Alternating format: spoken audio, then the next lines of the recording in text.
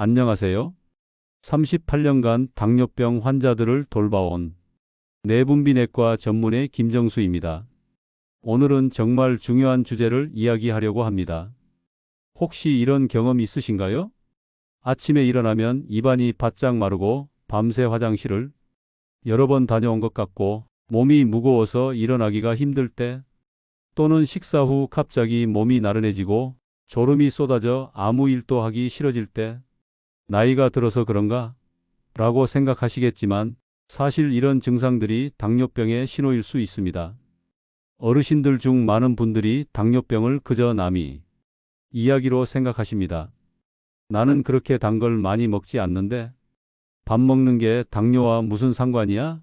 라고 의아해하실 겁니다. 하지만 제가 진료실에서 만난 환자분들 중 상당수는 자신이 평소에 드시던 식습관이 얼마나 위험한지 전혀 모르고 있었습니다.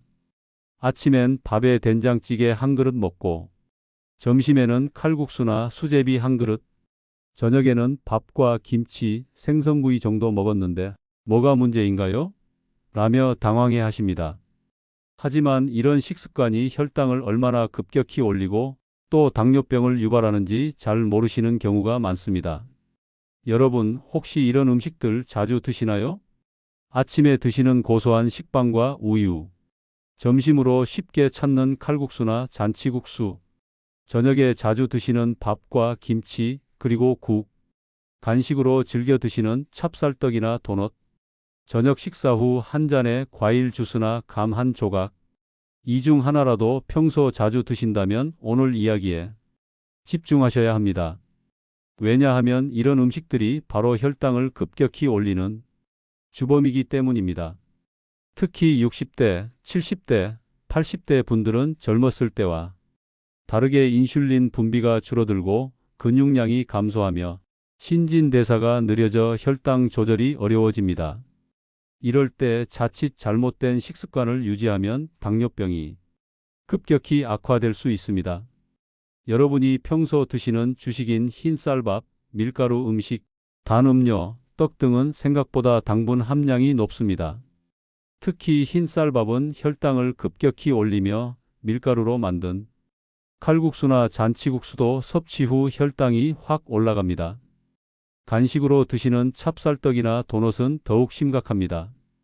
여기에 저녁 식사 후 드시는 과일 한 조각이나 달달한 주스 한 잔은 그야말로 혈당 폭탄입니다. 그럼 뭘 먹어야 한단 말인가? 하고 고민되시죠? 어르신들께서 가장 많이 하시는 실수 중 하나가 잘 먹어야 힘을 낸다는 생각입니다. 그래서 밥을 든든하게 먹고 후식으로 과일이나 달달한 음료를 드십니다. 하지만 이런 식습관이 누적되면 혈당 스파이크가 반복되어 결국 당뇨병이 악화됩니다.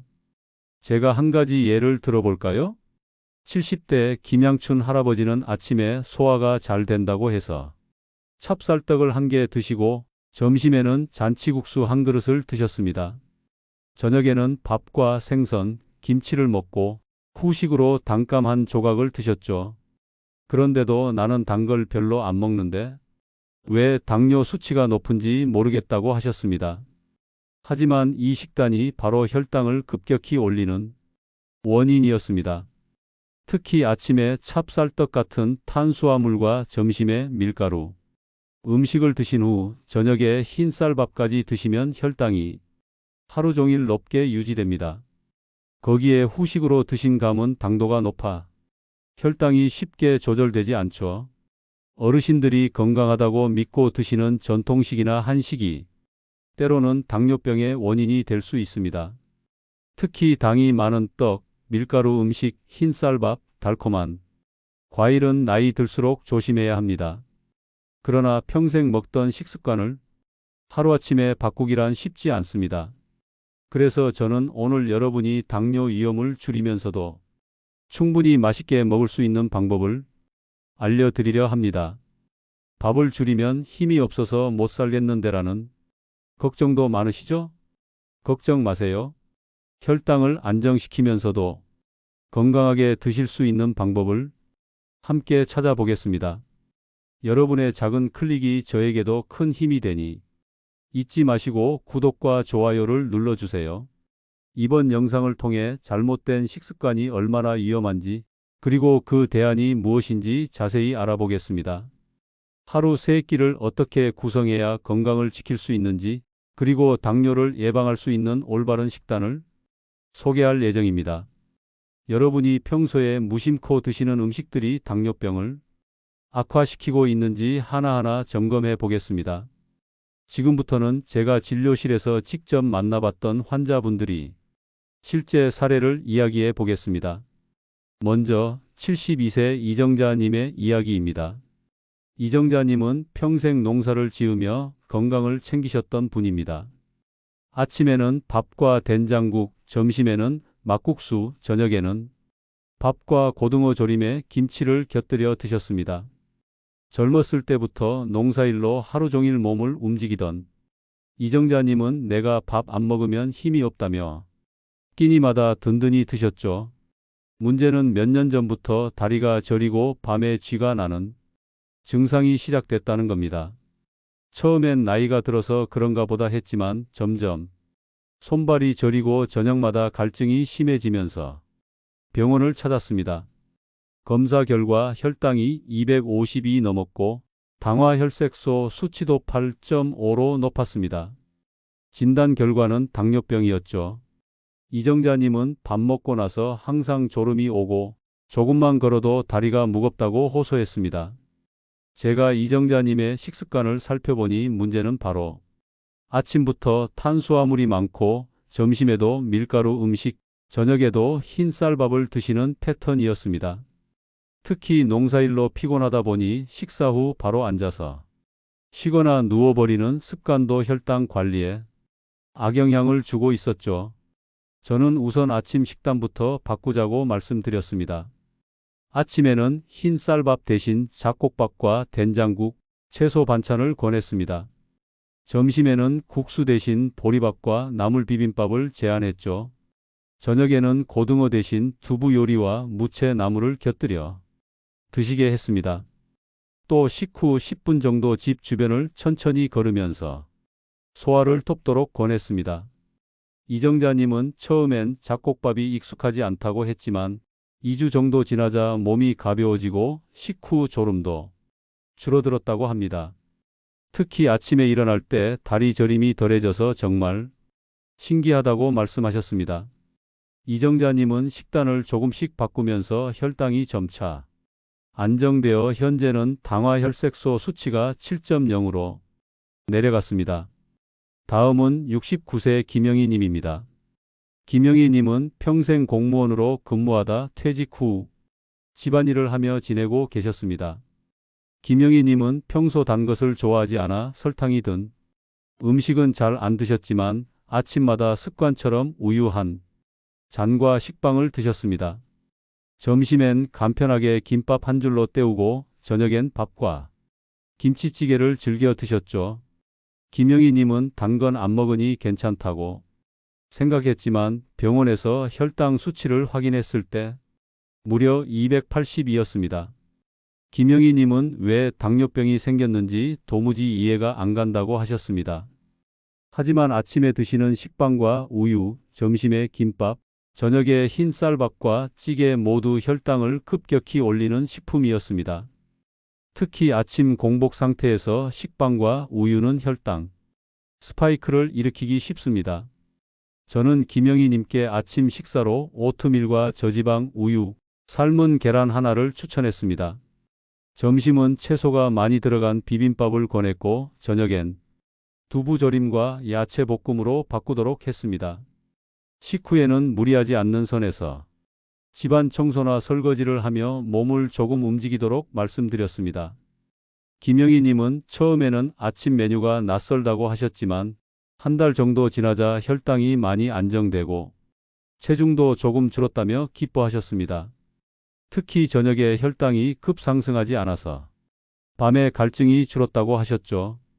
또 한 분은 74세 장민호 님입니다. 장민호 님은 친구들과 매일 아침 공원에서 운동을 하며 운동 후에는 꼭 식혜 한 잔과 떡을 드셨습니다.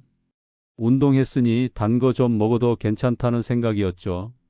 하지만 장민호님은 무릎이 자주 붓고 아침마다 발이 저리는 증상이 반복되면서 병원에 오셨습니다. 혈당 수치는 300을 넘었고 인슐린 저항성이 높아진 상태였습니다. 식혜와 떡의 당 함량이 높아 운동 후 급격히 혈당이 상승했던 것이 문제였습니다. 저는 식혜 대신 보리차를 권하고 떡 대신 삶은 달걀이나 견과류 한 줌을 드시게 했습니다.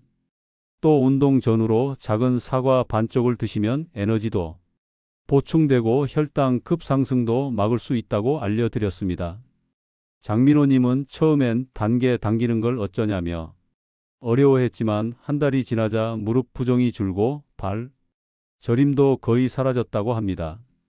현재는 아침 운동 후에도 혈당이 안정적이라며 꾸준히 생활 습관을 유지하고 계십니다.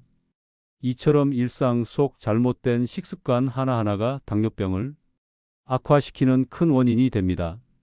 당뇨병은 한번 발병하면 평생 관리해야 하는 병입니다. 하지만 식습관을 조금씩 개선하고 올바른 식단을 유지하면 당뇨 수치를 안정적으로 관리할 수 있습니다. 지금까지 제가 실제로 진료했던 어르신들의 사례를 통해 당뇨 위험 식습관이 얼마나 무서운 결과를 가져올 수 있는지 알아보았습니다. 당뇨병은 왜 생기는 걸까요? 우리 몸은 음식을 먹으면 소화 과정을 통해 포도당으로 변환합니다. 이 포도당은 우리 몸의 에너지원이 되는데 혈액 속으로 흡수되어 온몸으로 퍼집니다. 그런데 포도당이 그냥 몸 구석구석으로 가는 것이 아니라 인슐린이라는 호르몬이 도와줘야 세포 안으로 들어가 사용할 수 있습니다. 인슐린은 췌장에서 나와 혈당을 조절하는데 이 인슐린이 제대로 역할을 못하면 포도당이 혈액 속에 계속 남아있게 됩니다. 이 상태를 고혈당이라고 하며 이것이 장기간 지속되면 결국 당뇨병으로 발전합니다. 왜 나이가 들수록 당뇨병이 잘 생길까요? 나이가 들면서 인슐린을 만드는 췌장 기능이 떨어지기 때문입니다. 또한 근육량이 줄어들고 신진대사가 느려지면서 혈당이 더 잘 쌓이게 됩니다. 특히 60대 이후에는 몸이 자연스럽게 인슐린 저항성이 생겨 인슐린이 있어도 제대로 작동하지 않아서 혈당이 쉽게 올라갑니다. 게다가 평생 드시던 흰쌀밥, 국수, 떡 같은 음식은 혈당을 갑자기 확 올리는 고탄수화물 식품입니다. 이런 음식들은 소화가 빠르기 때문에 먹고 나면 혈당이 급격히 올라가죠. 이렇게 급상승한 혈당을 인슐린이 제대로 처리하지 못하면 결국 혈당 수치가 높게 유지되어 당뇨병 위험이 커집니다. 문제가 되는 주요 식습관, 밥 중심의 식단, 흰쌀밥, 떡, 칼국수 등은 탄수화물이 많아 혈당을 급격히 올립니다. 특히 한 끼에 밥 한 공기와 국수 한 그릇을 함께 먹으면 혈당 상승이 매우 심합니다. 단 음료와 과일 섭취, 과일이 몸에 좋다는 생각에 사과, 감, 포도 등을 한꺼번에 많이 드시는 경우가 있습니다. 하지만 과일 속 당분도 혈당을 급상승시키며 특히 주스 형태로 마시면 더 빠르게 흡수되어 위험합니다. 식후 바로 눕거나 쉬는 습관, 식사 후에 바로 눕게 되면 소화도 잘 안 되고 혈당도 떨어지지 않습니다. 조금이라도 움직여야 혈당이 소비되는데 가만히 있으면 오히려 높아집니다. 그럼 어떻게 해야 할까요? 사실 방법은 아주 간단합니다. 몇 가지 식습관만 바꾸어도 혈당을 효과적으로 관리할 수 있습니다. 이렇게 해보세요. 식사 순서를 바꾸세요. 채소부터 먼저 드세요. 채소 속 식이섬유가 위에서 포도당의 흡수를 늦춰 혈당이 급하게 오르는 것을 막아줍니다. 그 다음에 단백질 생선, 두부, 계란 등을 드시고 마지막으로 밥이나 국수를 드세요. 이렇게 하면 같은 음식을 먹어도 혈당이 훨씬 덜 오릅니다. 밥을 흰쌀밥 대신 잡곡밥으로 바꾸세요. 현미, 보리, 귀리 같은 잡곡은 혈당 지수가 낮아 천천히 소화됩니다. 흰쌀밥은 소화가 빨라 혈당이 급격히 올라가지만 잡곡밥은 오랫동안 천천히 에너지를 공급합니다. 처음엔 식감이 어색할 수 있지만 조금씩 섞어 먹다가 익숙해지면 혈당 관리가 한결 쉬워집니다. 과일도 적당히 드세요. 감이나 포도 같은 단 과일은 한 번에 많이 드시지 마세요. 한 번에 사과 반쪽 정도가 적당합니다. 특히 과일 주스는 피하고 통째로 먹는 것이 좋습니다. 식사 직후 과일을 먹는 것도 피하세요. 공복이나 간식으로 조금씩 드시는 것이 낫습니다. 식사 후 10분이라도 움직이세요. 밥을 먹고 바로 눕지 말고 집안일이나 산책으로 몸을 움직여 주세요. 꼭 힘들게 운동하지 않아도 됩니다. 식탁 정리, 설거지, 마당에서 꽃 구경 정도도 충분합니다. 움직이면 포도당이 근육으로 이동하여 혈당이 자연스럽게 낮아집니다. 간식으로 견과류나 단백질을 선택하세요. 찹쌀떡이나 도넛 대신 호두나 아몬드를 한 줌 드세요. 견과류는 혈당 상승을 억제하고 포만감도 오래 유지해 줍니다. 또 배고플 때는 삶은 계란 한 알도 좋은 선택입니다. 물을 충분히 마시세요. 물은 혈액을 묽게 만들어 혈당 농도를 낮추는 효과가 있습니다. 하루 8잔 정도 꾸준히 마셔야 혈당 조절이 원활해집니다. 이렇게만 실천해도 혈당 관리에 큰 도움이 됩니다. 작은 습관의 변화가 당뇨병 예방과 관리를 위한 첫걸음입니다. 일상 속에서 누구나 실천할 수 있는 방법이니 오늘부터 하나씩 시작해 보세요. 당뇨 관리에서 가장 중요한 것은 꾸준한 생활 습관입니다. 많은 어르신들이 당뇨병 진단을 받은 후 처음에는 식단과 운동을 철저히 지키지만 시간이 지나면 다시 예전 습관으로 돌아가는 경우가 많습니다. 하지만 당뇨병은 평생 관리가 필요한 질환이므로 무리하지 않고 꾸준히 할 수 있는 생활 습관을 만드는 것이 중요합니다. 먼저 식사 시간을 규칙적으로 유지하는 습관이 필요합니다. 끼니를 거르면 공복 혈당이 급격히 올라가며 다음 식사에서 과식할 위험도 커집니다. 아침, 점심, 저녁 시간을 일정하게 지키는 것이 기본입니다. 특히 저녁을 너무 늦게 먹지 않도록 주의해야 합니다. 밤 늦게 음식을 먹으면 혈당이 올라가도 잠자는 동안 혈당이 조절되지 않아 아침 공복 혈당이 높게 나타날 수 있습니다. 저녁은 가능하면 잠들기 3시간 전에 마치는 것이 좋습니다. 다음으로 수면 습관을 개선해야 합니다. 불규칙한 수면은 혈당 조절에 악영향을 미칩니다. 잠자리에 드는 시간과 기상 시간을 일정하게 맞추고 하루 7시간 이상 충분히 자는 것이 중요합니다. 수면 부족은 인슐린 저항성을 높여 혈당 조절을 어렵게 만듭니다. 취침 전 스마트폰이나 TV를 보는 습관도 피하는 것이 좋습니다. 대신 잠들기 전에 따뜻한 물로 족욕을 하면 혈액순환이 좋아지고 수면의 질도 높아집니다. 운동 습관도 중요합니다. 운동은 하루에 무리하게 몰아서 하기보다는 짧게라도 매일 하는 것이 효과적입니다. 아침에 기상 후 가벼운 스트레칭으로 몸을 풀어주고 저녁 식사 후에는 2030분 정도 산책하는 습관을 들이세요. 무릎이나 허리가 불편하신 분들은 의자에 앉아 다리 올리기 운동이나 가벼운 팔 돌리기도 충분히 도움이 됩니다. 특히 근력 운동을 병행하면 인슐린 감수성을 높이는 데 효과적입니다. 가벼운 아령을 사용하거나 벽을 짚고 하는 스쿼트 운동도 추천합니다. 운동이 부담된다면 계단 오르내리기만으로도 혈당 관리에 효과적입니다. 물을 충분히 섭취하는 습관도 꼭 실천해야 합니다. 당뇨 환자는 소변량이 늘어나면서 체내 수분이 쉽게 부족해집니다. 물을 자주 마셔야 혈액이 끈적이지 않고 혈당 농도가 높아지는 것을 막을 수 있습니다. 하루 8잔 이상을 목표로 하되 한 번에 많은 양을 마시기보다는 조금씩 자주 마시는 것이 좋습니다. 물을 마실 때도 달거나 탄산이 들어간 음료 대신 맹물이나 보리차가 좋습니다. 스트레스 관리 또한 중요한 부분입니다.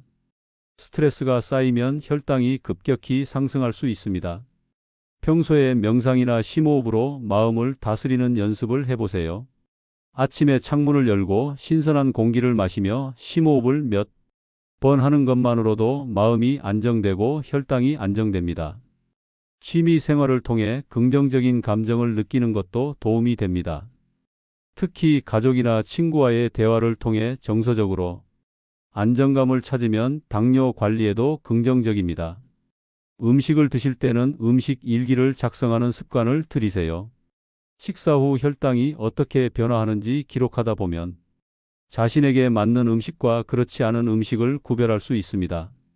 이 기록을 통해 내 몸에 맞는 식단을 만들어가는 것도 중요한 관리법입니다. 단순히 좋다, 나쁘다로 판단하기보다 나의 혈당 변화를 직접 확인하고 조절하는 습관이 필요합니다. 무리하지 않고 지속 가능한 습관을 만드는 것이 당뇨 관리의 핵심입니다. 작은 변화라도 하나씩 실천하다 보면 혈당이 조금씩 안정되고 몸이 가벼워지는 것을 느낄 수 있습니다. 생활 습관을 단번에 바꾸려 하지 말고 하나씩 습관화하는 것이 중요합니다.